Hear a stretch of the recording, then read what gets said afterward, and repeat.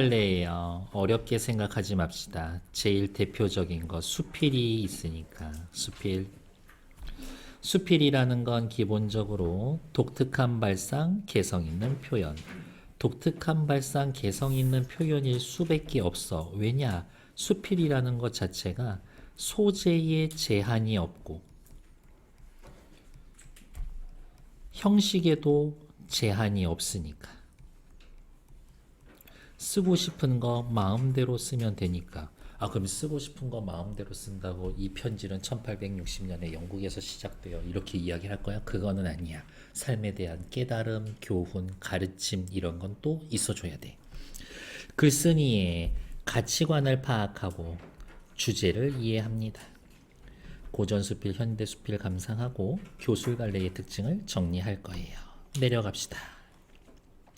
여기 기행문, 일기, 편지 전부 다 교술갈래에 들어가요. 수필, 자유롭게 쓸 수 있고요. 너다운 글이다. 개성의 문학, 독특한 가치관과 문체, 스타일이 드러납니다. 라는 것들, 수필. 나를 제일 잘 알 수 있는 글이다. 다음 페이지 넘어갈까요?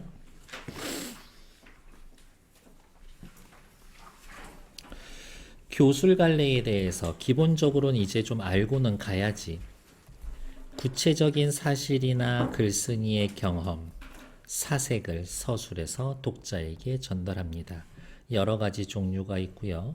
글 속에 나는 글쓴이와 대체로 일치합니다. 사실성진이고, 다른 말로 이걸 1인칭의 문학이다, 이렇게 이야기해 줍니다. 말하는 일을 내세워 전달합니다. 말하고자 하는 바를 독자에게 직접 제시합니다. 교술갈래의 제일 대표 수필, 일상생활, 사색한 것, 형식 없이 자유롭게, 무형식의 글입니다. 아무 얘기나 쓰면 된다? 안 된다. 깊은 통찰과 사물에 대한 인식이 바탕이 되어야 한다. 단순 체험뿐만이 아니라 체험 더하기 느낌, 생각, 깨달음이 있어야 한다. 그러니까 체험 더하기 느낌이 있어야 한다. 수필의 특성, 형식이 자유롭고요. 소재도 다양하고 막 쓸 수 있어. 내가 내 얘기 하니까 고백적이 되겠지. 내가 내 얘기 쓰고 싶은 대로 쓰니까 엄청 개성적이죠. 멋과 운치가 느껴질 겁니다. 라는 이야기. 다음 페이지. 관조와 사색, 깊이 생각하는 겁니다. 밑으로 내려와서 수필의 종류에는 뭐 크게 신경 쓰실 필요는 없고요. 제재의 성격에 따라서도 크게 보실 것 없고, 형식에 따른 분류도 크게 신경 쓰실 것 없습니다. 오른쪽으로 넘어오죠. 통곡할 만한 자리, 아이고 할 만한 자리. 고전수필이고요. 한문수필이고요. 기행문입니다. 기행문은 세 가지가 있어야 되는데 혹시 알고 있어요? 여행길, 여정, 가서 보고 들은 거, 견문, 느낀 점, 감상. 얘네들이 싹 다 들어가야 기행문이라고 할 수 있다. 체험적이고 비유적이고 교훈적이고 사색적이고 영탄적입니다. 뭐 별로 문제될 거 없겠는데? 광활한 요동벌판, 이 통곡할 만한 자리, 아이고 통곡할 만한 자리. 이상한데 요동벌판이면 끝없이 넓게 펴져진 지평선에 길이 이렇게 이어져 있을 거고, 여기 이렇게 서 있어서 이 드넓은 벌판을 보면서 통곡을 한다고 우와 하는 게 아니라 뭔가 심상치 않은데, 줄거리 얘기는 여기 있고요. 밑으로 내려와서 문답의 형식입니다. 창의적인 발상을 기반으로 합니다. 창의적이다라는 말 대신에 개성적입니다 라고도 또 표현하고요. 적절한 비유와 구체적 예시가 있다. 주제는 광활한 요동벌판을 느끼면서 보면서 느끼는 감회, 멋있다. 기쁘군. 즐거워. 통곡해야 되겠어. 라고 이야기가 흘러갈 거다. 됐을까요? 네, 다음 페이지. 바로 넘어가서 시작할게요. 오늘 분위기 엄청 좋구만. 쭉쭉쭉. 통곡할 만한 자리 박지원. 7월 8일 갑신일 맑다. 왠지 일기 혹은 기행문 형식이죠. 정사와 가마를 타고 삼류하를 건너서 여행 코스. 냉정에서 여행 코스. 조반을 먹었다. 기행문의 요소 중 하나인 여정이 드러납니다. 길을 시별이 가다가 산기슭을 하나 돌아 나가니 이런 느낌이야. 길이 요렇게 있는데 여기가 이렇게 산기슭에 해서 막혀 있어. 그래서 길이 요렇게 돌아서 가는데 여기는 이제 돌아가니까 안 보이지. 여기를 가마를 타고서 이렇게 가고 있는데 먼저 가서 뒤돌아보고 구경하고 왔었던 태복이라는 애가 다시 돌아와서 인사를 하는 거지.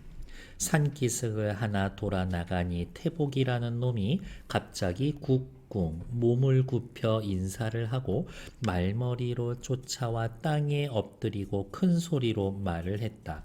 백탑이 현신하였기에 이에 아뢰나이다.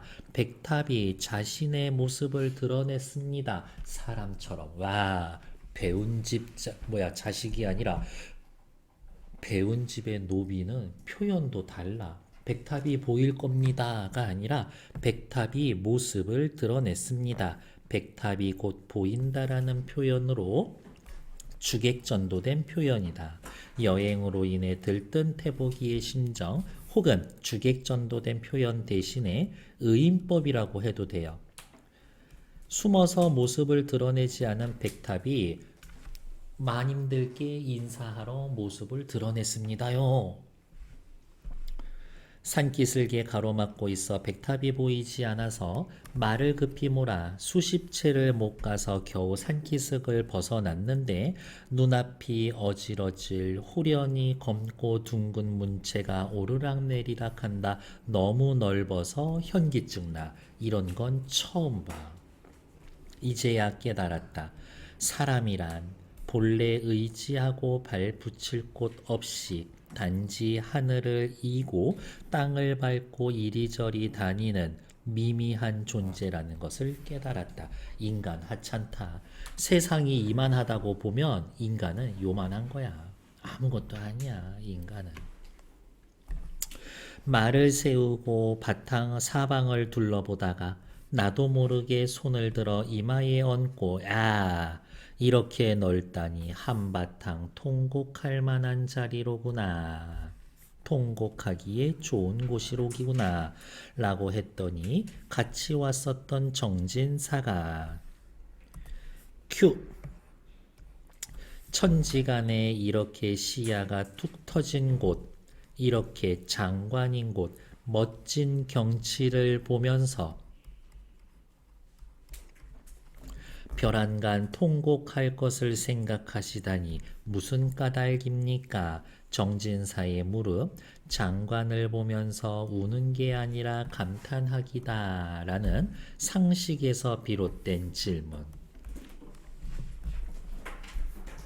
일반적인 사고. 일반인들은 다 이렇게 생각하지. 그랬더니 대답을 합니다. A. 그러면 또 옆에다가 이렇게 쓸 수 있겠는데 문답 형식.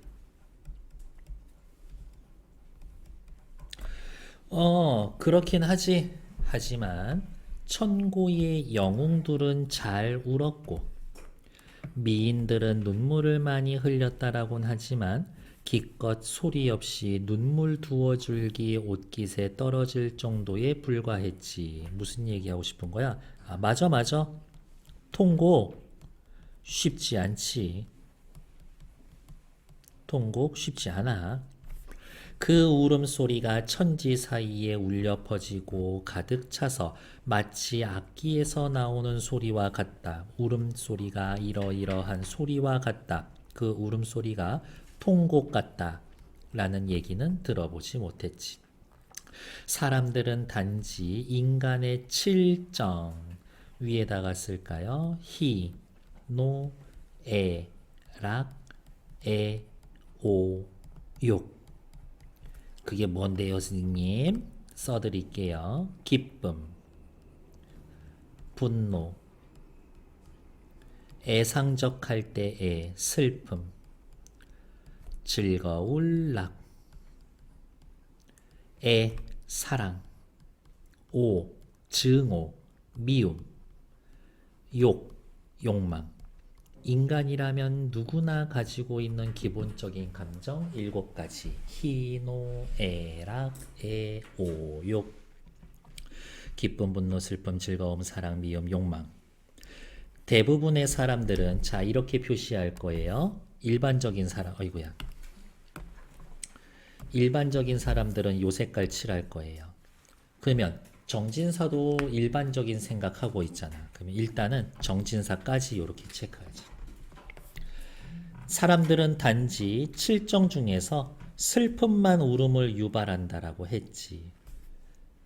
박지원 선생의 색깔은 빨간색 할게요. 칠정이 모두 울음을 자아내는 줄은 모르고 있네.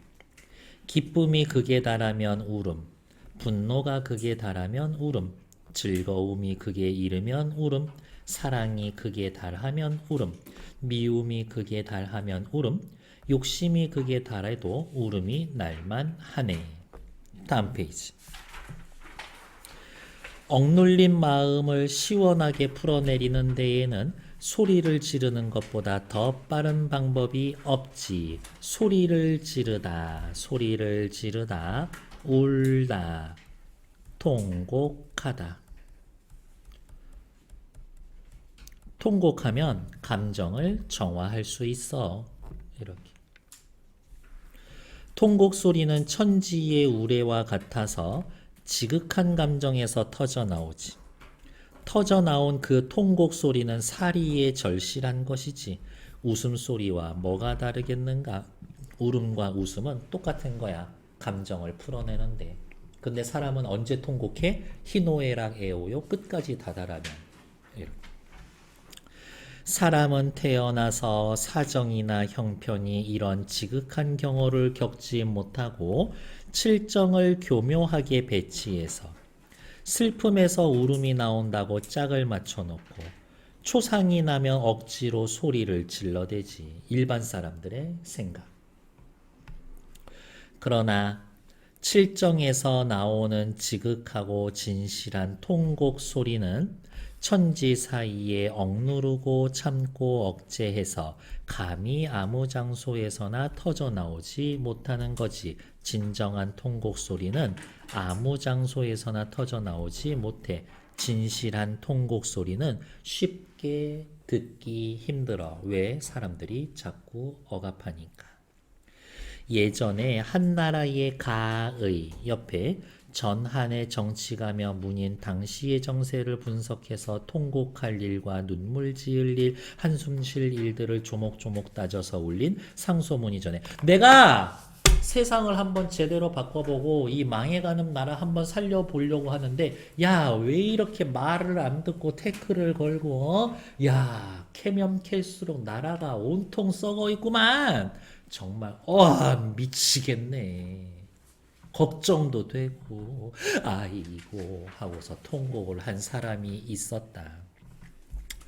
가인은 적당한 통곡 자리를 얻지 못해 울음을 참다가 결국은 견디지 못하고 한나라의 궁실인 선실을 향하여 한바탕 크게 통곡한 적이 있었는데 사람이 어찌 괴이하게 여기지 않을 수 있었을까? 아무리 화가 날 일이 있고 억울하다고 해도 저렇게까지 통곡하는 사람을 처음 보고 괴이하게 생각했었다. 세상에 통곡 소리 듣기 쉽지 않다. 이렇게 이야기를 하는 거죠. 됐을까요? 정진사 대 나. 정진사. 야, 요동벌판 멋있구만. 울음은 슬플 때 나오는 거지. 관습적 일반적 사고. 하지만 박지원은 이야기합니다. 칠정이 극에 달하면 울 수 있어. 창의적이고 개성적인 사고지. 슬픔만 울음을 유발한다라는 건 일반적인 생각. 하지만 박지원은 아니야. 칠정 모두 울음이 나올 수 있어. 색깔로 구분하는 것 뿐이에요. 백탑이 현신함을 아뢰요. 주객전도된 표현. 들뜬 마음. 그리고 여기 이 책만 주객전도라고 해놓지 대부분 다 의인법이라고 표현합니다.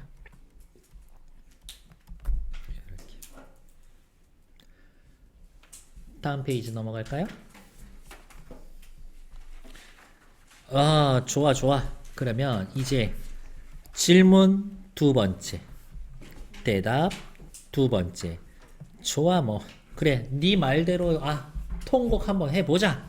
그러면 희노애락 애호역 뭘 가지고 통곡하면 될까? 지금 여기가 울기 좋은 장소가 저토록 넓으니 좋아. 나 또한 그대를 쫓아 한바탕 울어야 하겠는데 칠정 가운데 어느 정에 감동받아서 울어야 할까? 그건 갓난아기에게 물어보시게. 갓난아기가 처음 태어나 칠정 중 어느 정에 감동해서 우는지, 갓난아기는 태어나 처음으로 해와 달을 보고 그 다음에 부모와 아는 앞에 꽉 찬 친척을 보고 즐거워하고 기뻐하지 않을 수 없을 것인데 갓난아기는 통곡한다. 즐겁고 기뻐서. 이런 기쁨과 즐거움은 늙을 때까지 다시 없을 것이니 슬퍼하거나 화낼 이치가 없고 마땅히 즐겁고 웃어야 할 것이 아닌가. 그런데 도리어 한없이 울어대고 가슴에 한이 꽉 찬 듯이 행동한단 말이야. 그래서 보통 사람들은 이렇게 생각하지. 신성하게 태어나거나 어리석고 평범하게 태어나 사람은 어쨌든 죽어. 사람은 살면서 근심 걱정을 겪게 되어 있어. 그래서 갓난아기는 울어. 왜? 태어난 것을 후회해서 자신을 위로하는 거라고. 이렇게. 갓난아기는 왜 저렇게 처절하게 울까? 보통 사람들 사랑하면서 괴로울 거라서, 어차피 죽을 거라서 미리 우는 거야. 그런데 박지원 선생은 얘기하지. 아니지, 기뻐서 우는 거야. 그게 죽을 때까지 다시는 못할 경험이거든. 갓난아기의 본 모습을 참으로 이해하지 못한 것일세. 갓난아기가 어머니의 뱃속에 있을 땐 깜깜하고 막힌 곳에서, 좁은 곳에서 웅크리고 부대끼다가 갑자기 넓은 곳으로 빠져나와 손발을 펴서 기지개를 켜니 마음과 생각이 탁 트이게 되었어. 그래서 우는 거야. 어찌 참소리를 질러 억눌렀던 정을 다 크게 씻어내지 않을 수 있겠는가. 그러므로 갓난아기의 거짓과 조작이 없는 참소리를 응당 본받는다면 일단 정지. 갓난아기는 어머니 뱃속에 있을 때 웅크리고 있다가 넓은 곳으로 나왔죠. 갓난아기 박지원 선생이 어머니의 뱃속 좁은 폐쇄적인 조선에 있다가 넓은 곳 요동벌판 나오니까 마음과 생각이 탁 트여. 통곡 한번 하자. 통곡 한번 하자. 라는 생각이 들었던 거지. 그러면 박지원 씨, 통곡할 만한 자리는 요동벌판밖에 없는 곳? 아니, 금강산 비로봉. 황해도 장현의 금모래밭. 여기 요동벌판. 이 세 군데 다 통곡할 만한 자리지. 에이, 왜 말을 하다 말았을까? 통곡할 만한 자리 1. 비로봉 2. 장해도 황현 금모래사장 3. 요동벌판. 여기서부터 산회관까지 1200리가 모두 사방에 한 점 산이라곤 없이 하늘 끝과 땅이 마치 악교로 붙인 듯 지규, 실로 꿰맨 듯 지규. 과거와 현재 외에 비와 구름만 창창하니 여기가 바로 한바탕 울어볼 만한 장소가 아니겠는가? 1, 2, 3 통곡할 만한 자리. 왜 통곡할 만한 자리? 마음과 생각이 탁 트이는 곳이니까. 다른 출판사에서는 여기에서 끝이에요. 한낮에는 매우 더웠다. 말을 달려 고려총 아미장을 지나 길을 나누어 갔다. 나는 주부 조달동, 변균, 박래원, 정진사, 겸인 2학년과 함께 옛 요동으로 들어갔다. 번화하고 풍성하기는 봉성의 10배쯤 되니 요동의 여행기를 써놨지. 아까 백탑이 어마어마하게 멋있었나 봐. 그래서 이 얘기를 하죠. 백탑은 어디가 있어? 백탑을 구경하니 그 제조에 공교하고 화려하고 웅장함 어마어마하더라고. 그래서 요동벌판과 맞먹을 정도야. 따로 백탑에 대해 적은 백탑기가 뒤편에 있다. 요거 따로 챕터를 하나 해서 따로 써놨어. 이야기. 갓난아이의 울음에 대한 발상. 요 색깔이었었죠? 어차피 죽어. 근심 걱정 겪을 거야. 태어난 걸 후회해서 자신을 위로하는 거야. 헛소리 안 해. 마음과 생각이 탁 트여서 참소리를 지르는 거야. 걔 기쁘고 즐거워서 우는 거야. 기쁘고 즐거워서 우는 거야. 기쁘고 즐거워서 우는 거야. 비유적인 표현 다 써드렸어요. 갓난아기 어미 뱃속에서 태어나 높은 조선에서 살아 태어나 광활한 벌판을 봐. 갓난아기 한없이 울어 통곡해 기뻐서 울어. 그냥 그 정도 이야기. 밑으로 내려올까요? 작품의 갈래상 특징 교술갈래라고 얘기했고요. 구체적인 사실이나 경험 사색을 서술했습니다. 여정을 제시했습니다. 라는 것 정도 확인. 아 맞아 깜빡할 뻔했네. 이거 기행문이었었지. 얘기 여정 견문 감상이 있었어. 확인. 다음 페이지. 통곡할 만한 자리. 여기 왜 통곡할 만한 겁니까? 칠정이 극에 달하면 통곡하니까. 그럼 칠정 중 뭘로 울면 됩니까? 기쁨과 즐거움으로 울면 되네. 대상을 바라본 관점이 어때요? 엄청 참신하죠. 그냥 참신합니다. 끝. 다음. 박지원 선생이 요동벌판을 보고 통곡할 만하다라고 이야기한 게 엄청 소문이 났어. 그랬더니 추사 김정희 선생이 우와 표현 기가 막히다. 어떻게 그 넓은 들판을 보면서 벌판을 보면서 통곡할 만하다는 그런 참신한 생각을 했지. 대단한걸. 요동벌판을 바라보고 천추의 커다란 울음터라고 했다니 재미난 그 비유 신묘하기도 하구나. 갓 태어난 핏덩이 어린아이가 세상에 나와 우는 것에 비유를 했었네. 재미나다 평가하고 그 평가의 근거 어린아이에 태어난 거에 비유하다니 요야 요동 벌판 이런 뜻이겠죠. 5글자씩 4줄을 오언고시 호언 혹은 오언절구. 영탄적이고 예찬적이죠. 박지원의 통곡할 만한 자리에서 공감한 부분을 구체적으로 서술해서 평가하고 근거를 제시해 줬다. 글쓴이의 가치관을 알아봅시다. 박지원 선생. 북학 청나라 배워야 돼. 이용후생.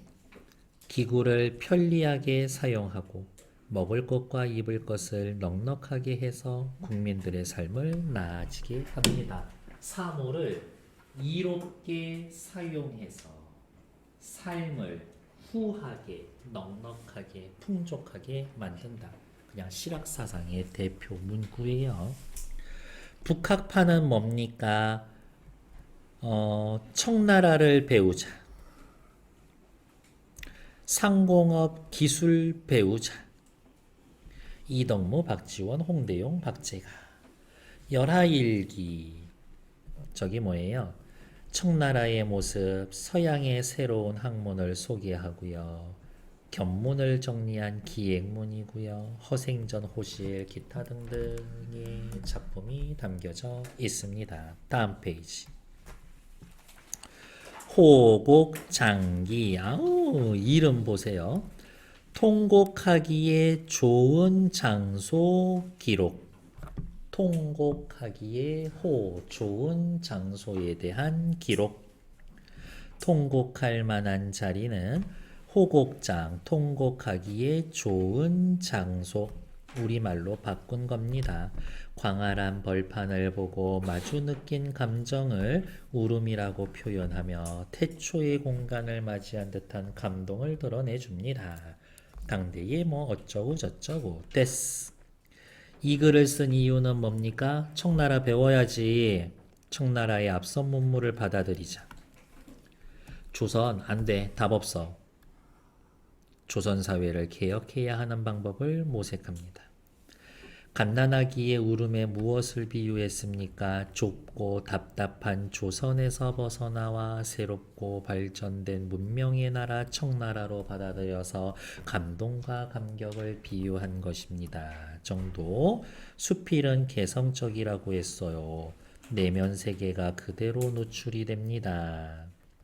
신념과 가치관이 잘 드러납니다. 어떻게? 직접적으로. 하고 싶은 얘기, 하고 싶은 형태로 하는데 굳이 돌려서 말할 필요 없잖아요. 다음 페이지. 밑에 또 있나? 다음 페이지 아니네요. 현대수필 반통의 물인데요. 네, 그냥 텃밭 가꾸는 다리 좀 불편한 할아버지 보면서 문득 떠오른 이야기, 생각. 뒤로 넘어와서 여기 빈칸 채우시는데 한 3분만 드릴 거예요. 시작!